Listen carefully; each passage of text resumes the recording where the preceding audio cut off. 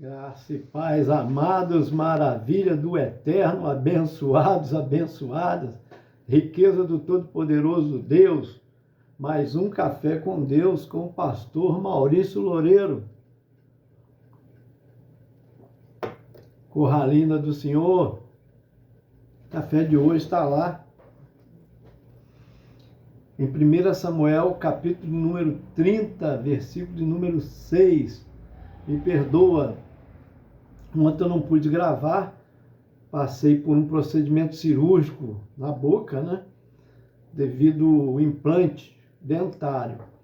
Ainda estou falando com pouca dificuldade, embora ontem tive uma reunião, né?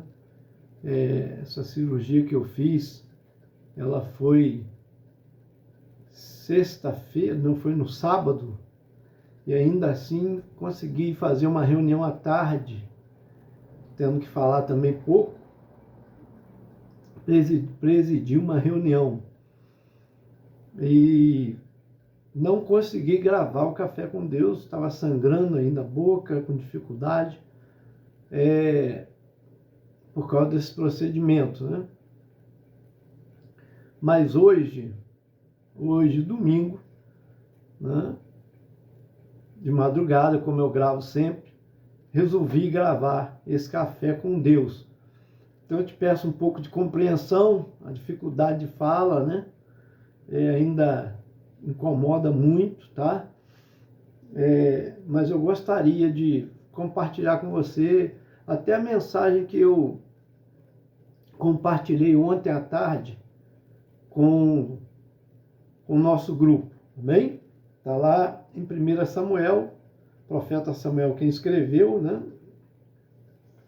No capítulo de número 30, no versículo de número 6, está escrito assim: E Davi muito se angustiou, porque o povo falava de apedrejá-lo, porque a alma de todo o povo estava em amargura, cada um por causa dos seus filhos e das suas filhas.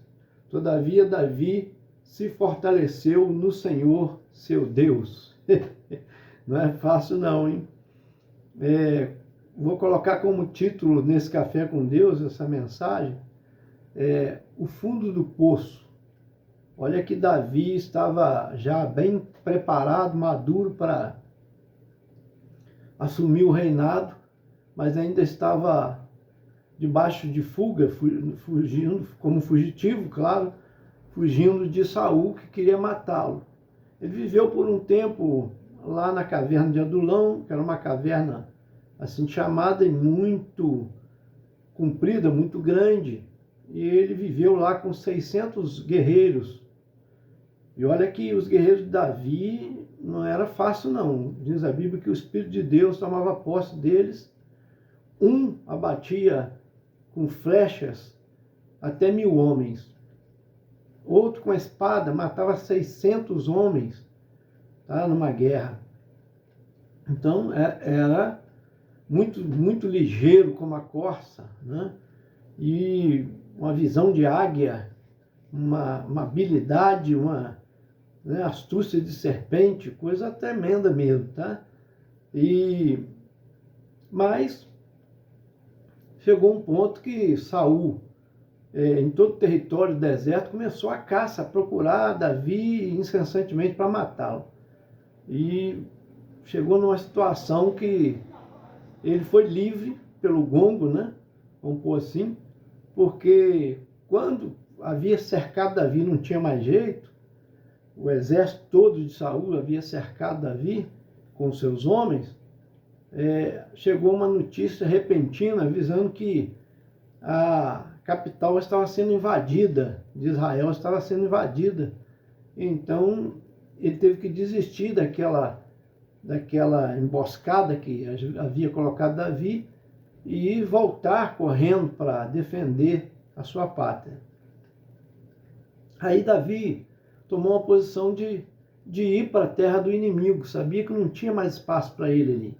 Embora ele viveu por um bom tempo no deserto, guardou até, né, as manadas, as ovelhas de gados de Nabal, por exemplo. Foi uma época que quando Nabal foi colher, você sabe disso, aí foi os frutos né? Tirar a lã, fazer churrasco. Era a época que as vacas estavam gordas, as ovelhas estavam gordas, tal.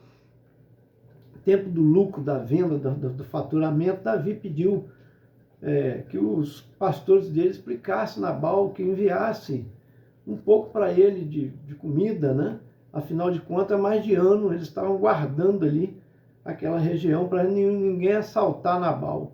Mas ele era um homem mau, a história conta, que ele não deu ouvido a isso, né? Ainda desdenha de Davi. Quem é Davi?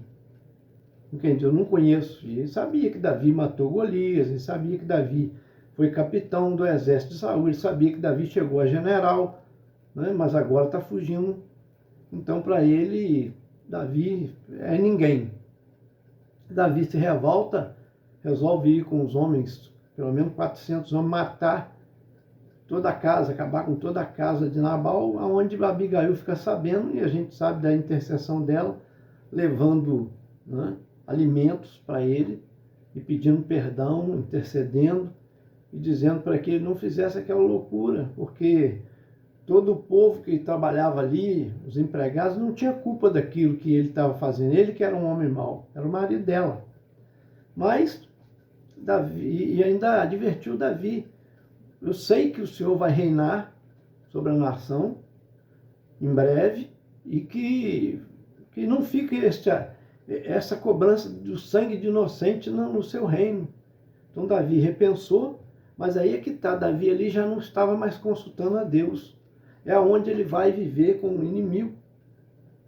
Ele foge para lá, para os filisteus, e dá uma de maluco. Vocês lembram, né? Quem conhece a história sabe disso.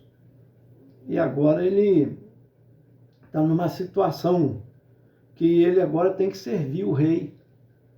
E jurou fidelidade com seus 600 homens ao rei dos filisteus. Só que Deus permitiu, vamos pôr assim, né, embora ele não tenha consultado, né, tomou a decisão por sua própria conta, né, mas até então tá bom, porque ele tá exterminando inimigos dos filisteus que também são inimigos de Israel, né? Mas, todavia, chegou um dia que agora os filisteus resolveram ir à guerra contra Israel. E quem está lá sendo fiel para ir à guerra? Davi, com seus homens. Estavam decididos a guerrear contra a sua própria nação, contra o seu próprio povo, ao ponto que chega um homem que está pronto a reinar. Então, se nós não andarmos na presença de Deus, consultando o Senhor, se nós distanciarmos da comunhão com Deus, nós vamos tomando caminhos que vão levando a abismos um a outro. A Bíblia diz que um abismo chama outro abismo. Então você vê, Davi foge para a terra do inimigo, o inimigo lá, junto do inimigo, jura fidelidade, guerreia com o inimigo, né, a favor do inimigo, mas agora o inimigo quer se voltar contra a sua própria nação e ele aceita. Só que os generais disseram: não, rei, nós não concordamos. Só vai trazer esse homem com a tropa dele junto conosco. Na hora que a gente estiver guerreando, ele vira contra nós, é o problema. Preferível ele ficar. Então dispensou ele da batalha, ele com seus homens. Aí vem o problema. Quando eles chegam lá em Ziclag, onde eles moravam, na região lá, onde eles se estabeleceram, foi permitido eles se estabelecer, ele estava com as suas esposas, inclusive Davi já estava casado agora com a viúva de Nabal, porque a maldade de Nabal, o Senhor, quando ele ficou sabendo, o Senhor colocou uma doença nele, com 10 dias depois ele morreu. Ela ficou viúva, e ela era muito bonita, Davi casou-se com ela. Então, Davi está com 2 esposas agora que foram, quando ele chega lá, ele morava lá em Ziclag com elas, com seus filhos, né, com seus bens, com os soldados, os 600 soldados e as suas famílias. Quando chegaram lá, estava tudo incendiado, aquela cidade. Tinha sido levado todo o animal e pior ainda, tinha sido levado suas esposas, seus filhos, de todos eles. É onde o versículo 6 conta para nós que o povo passou a mão em pedra. Primeiro chorou profundamente, houve um choro da alma. De manhã, porque eles chegaram, era 3 dias de viagem, onde eles iam batalhar contra Israel. Quando eles chegaram ali, que foram dispensados, olha só, eles chegaram pela manhã. E quando chegaram, viram aquilo tudo incendiado, tudo perdido, e não tinham noção para onde foram, quem fez aquilo e para onde foram. Presta bem atenção, eles caem num choro profundo, um choro alto. Tá? Eu não sei se você já viu o homem chorar de dor, chorar de angústia, né? De perda, de soluçar. É terrível. Né? É difícil ver um homem chorar, mas o homem, quando chora, ele chora com a alma. Então, foi o que aconteceu aqui. Nós estamos vendo aqui, quando chegou a tarde, cansado de chorar, eles procuraram um culpado. É sempre assim, né? As pessoas têm a mania, quando acontece alguma coisa, é procurar um culpado, um Cristo para crucificar. E apontaram para Davi, você é culpado. Passaram a mão na pedra, ora. E quiseram apedrejar Davi. É onde Davi está no fundo do poço, olha só. Desacreditado pelo próprio inimigo que ele está vivendo com ele, jurou fidelidade, quer dizer, está no fundo do poço. Jurar fidelidade ao inimigo. Guerrear a favor do inimigo. Querer guerrear até contra a sua própria nação. Agora, é dispensado, volta para casa, chega em casa, a sua casa está incendiada. Para e pensa, se você chegar na sua casa está incendiada. E tudo que tinha de valor lá, o inimigo roubou. E o maior valor que estava lá eram seus filhos, seu cônjuge, seus filhos. Para e pensa. E você não saber quem fez aquilo e para onde levaram, porque foi um sequestro, não tinha ninguém morto ali. Todos foram levados, sequestrados. Gente, aí o choro vem, todo mundo desesperado, entra num pranto profundo, e depois de chorar muito, acusa Davi. Já pensou? As pessoas começaram a te acusar por uma perda. Você é culpado porque houve uma perda e você sem ter culpa, vamos pôr assim. Né? Porque Davi não fez nada daquilo, mas ele tinha que achar alguém como culpado e culpou o líder deles. Ora, agora, vamos lá. Davi se lembra de Deus. Então, até então, se você pegar os textos passados, ele não estava orando. Ele não estava buscando direção no Senhor. Tanto é que ele ia matar a casa de Nabal, todos eles, porque ele não orou. Ele não perguntou a Deus, ele tomou a decisão de si, no momento de raiva, no momento de ira. A gente não pode tomar decisão com a cabeça quente, nem com dor. A gente pode magoar pessoas, exterminar pessoas e se arrepender e prejudicar até a gente mesmo, né? Por causa da cabeça quente ou dor. Então não se toma decisão nesse momento, tem que esfriar a cabeça e tem que orar a Deus. E Davi não tinha feito isso lá com Nabal, entenda bem. E agora também não tinha consultado a Deus, não diz o texto aqui nada a respeito dele estar com o inimigo, sendo fiel, jurar fidelidade ao inimigo. Também nem ir contra a sua própria nação. Ele não consultou a Deus, mas agora, no fundo do poço, eu aprendo o seguinte: quando a gente está no fundo do poço, não tem para onde olhar. Se você olhar para os lados, está tudo escuro. O poço é fundo, você está no fundo dele.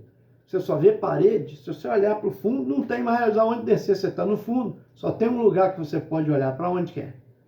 Para cima. É aí que ele lembrou de olhar para cima, olhar para Deus e buscar o Senhor. Se fortalecer no Senhor, mesmo estando no fundo do poço. Olha o fundo do poço que ele estava. Tudo que eu falei, além de tudo, perdeu a sua família, todos foram roubados, sequestrados, perderam os bens, olha, porque o inimigo levou gado, levou ovelha, levou tudo, tá? E incendiou as suas casas. Não tem mais moradia, não tem mais nada, olha que situação. E agora, chora e nada acontece. Não sabe para onde ir, não sabe quem roubou, não tinha notícia, e aí? Fundo do poço. Mas agora ele olhou para cima e lembrou que existe um Deus no céu. Se você estiver no fundo do poço, meu amigo, minha amiga, Desculpa que eu não estou podendo falar um pouco mais alto, porque, né, a dificuldade da fala, já estou sentindo até sangue na boca, a gente começa a falar muito, vai magoando, mas vamos lá. Mesmo que você esteja no fundo do poço, o único lugar de olhar é para cima, não esqueça disso, não baixe a sua cabeça, olhe para cima. Quem baixa a cabeça é derrotado, quem abaixa a cabeça está com a baixa autoestima, então levante a sua cabeça. Sua autoestima está lá em cima, chama-se Jesus, o Deus Todo-Poderoso, o Pai Eterno, Pai das Luzes. Lá, olha para cima. Aí sim veio a resposta, porque ele foi buscar, o sacerdote foi buscar uma resposta de Deus. Senhor, devo persegui-los? Aí o Senhor respondeu, sim. De que maneira eu farei? Você vai atrás e vai conquistar, você vai vencer essa batalha, Deus diz para ele. E vai reconquistar sua família, todos lá, e ainda os seus bens. Gente, é lindo demais quando a gente consulta Deus. Eu aprendo aqui, quando a gente consulta, Deus responde porque Ele é um Deus vivo.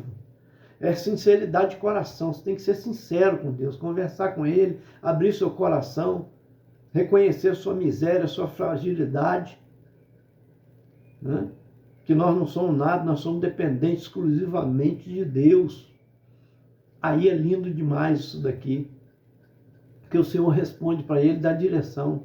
Aí ele vai com 600 homens guerrear, mas aí 200 cansaram, chegaram no caminho, encontraram um egípcio, estava doente. Aí pegaram aquele homem, deram alimentação a ele, depois ele redobrar suas forças, agora está consciente, porque estava morrendo com fome, doente. Aí ele perguntaram, quem é você? Ele disse, eu sou egípcio, mas eu estava a serviço dos meus senhores midianitas. Mas você estava a serviço de quê? Vocês fizeram o quê? Nós fomos saquear alguma cidade, inclusive saqueamos Ziclag, que era justamente a cidade de Davi. Olha, botamos fogo lá, levamos todos os cativos, pegamos todos os bens. E para onde vocês estavam indo? Eu falo para você, mas se você não me matar, e se você não me entregar também para o meu senhor, eu fiquei doente, ele me deixou no caminho e me deixou com fome. Então Davi jurou a ele, tá bom, vamos, me mostra o caminho e eu cumpro a minha palavra com você. E aí foi aonde eles foram na direção que os midianitas estavam, cercados quando pela manhã eles já estavam embriagados, que aquela noite toda encheram a cara, festejando as vitórias. E aí Davi aproveita com seus homens e os extermina, e alguma parte fugiu, e Davi agora reconquista suas mulheres, seus filhos, né? E todos eles reconquistaram também. Isso é lindo demais, e além de tudo, seus bens e outros bens que era também do inimigo, que foi tirado de outros, né? Eles voltaram com rendimento. Quando a gente ouve a Deus, quando a gente segue a orientação de Deus, a gente só tem a vencer, mesmo que passe por dificuldade, mas nós vamos vencer, vamos ter rendimentos maiores, alcançar muito além daquilo que tínhamos. Deus vai nos abençoar. Mas eu abro um parênteses aqui, lembra que Ziclag, quando Davi foi ser fiel ao seu inimigo, que estava vivendo com ele, e ia guerrear até contra o seu próprio povo, ele deixou Ziclag, a sua cidade, desprovida, sem proteção. Não ficou soldado nenhum lá, por isso que o inimigo atacou. Cuidado, quando você sai, vai fazer alguma coisa, sua casa está desprotegida. Quando você pensa assim, eu estou fazendo a obra de Deus, eu estou a serviço de Deus, mas sua casa está desprotegida, né? Você sabe que o inimigo está incendiando casas. O inimigo está incendiando casas. Como? Pelas novelas, pelas telenovelas, pelos seriados. Está colocando coisa na cabeça do povo. Conceito errado de famílias. Conceito errado de raça. Não existe raça branca, raça preta, raça isso. Existe raça humana. Todos nós somos iguais. Certo? Não é a raça que nos distingue. É ser o ser humano. A raça humana. Todos nós somos iguais. E deve haver respeito para com todos. Com a pessoa preta com a pessoa branca, com a pessoa amarela, não importa. O respeito tem que ser para todos, para com o homem, para com a mulher.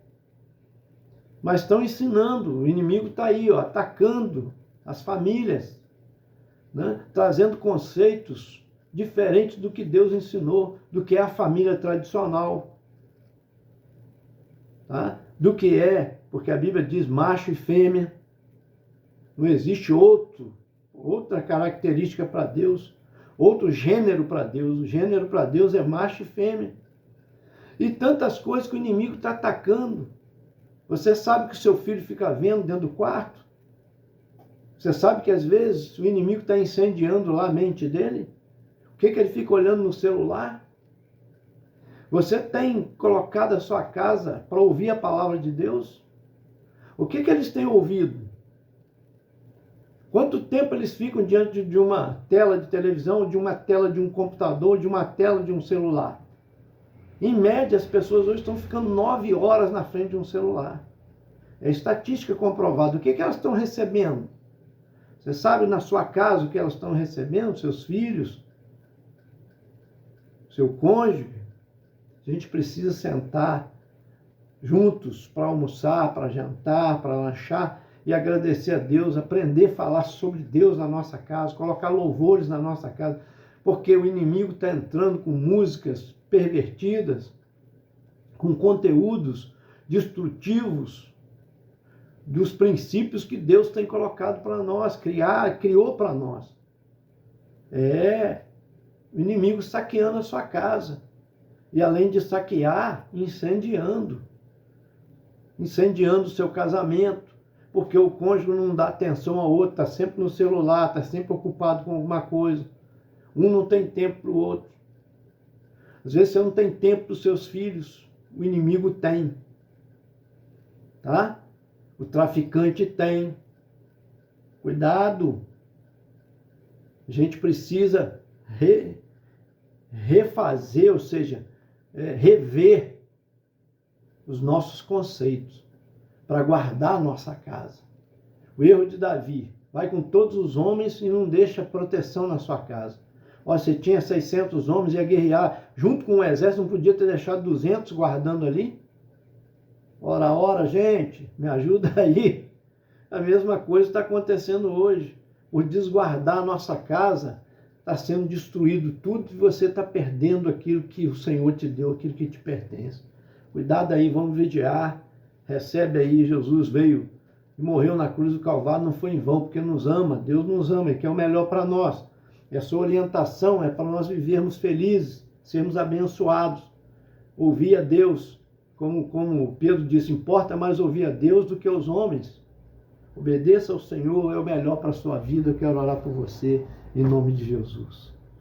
Ô Pai amado, todo-poderoso Deus, coloca nas tuas poderosas mãos todas essas vidas que estão recebendo o café com Deus, com dificuldade até de falar, meu Pai, mas eu te louvo, Senhor, porque coloquei o desejo no coração de estar falando ao povo a tua palavra, embora recebi orientação médica de pelo menos 48 horas, ficar de repouso, não ficar falando muito, devido poder acontecer hemorragia, perda de sangue, mas, Senhor, eu te louvo, porque arde no nosso coração aquilo que o Senhor tem colocado para compartilhar. Abençoa a nação de Israel, abençoa o Rio de Janeiro, meu Pai.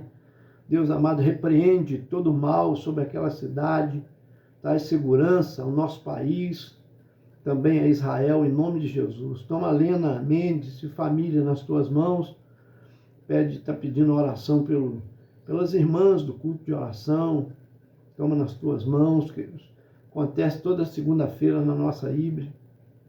Eu oro também, ó Deus, pela pastora Rosaura Marques e família. Eu oro pela Maria Helena de Souza Ferreira e família. E pede também, ó Deus, pela Jussiara, que está, ó Deus, fazendo cateterismo em Juiz de Fora. E pede oração também pela Rosemary, que está com pancreatite, meu Pai. Toma nas tuas mãos o pâncreas da tua filha. O Senhor pode fazer um milagre. Aproveita e lembra de orar também pelo nosso pastor Plínio de Paulo, que hoje vai trazer uma revelação para a nossa igreja, acerca da sua sucessão, se ele deve continuar ou haverá um outro sucessor. Coloco nas tuas mãos também. Coloco nas tuas mãos a Alcina Lúcia, pai e família, que pede oração por Israel, a nação de Israel, pelo Rio de Janeiro, e pelo seu marido também, dá saúde a ele. Também oro pelo pastor Amarildo, pelo seu filho em especial, Mateus, meu Pai, em nome de Jesus.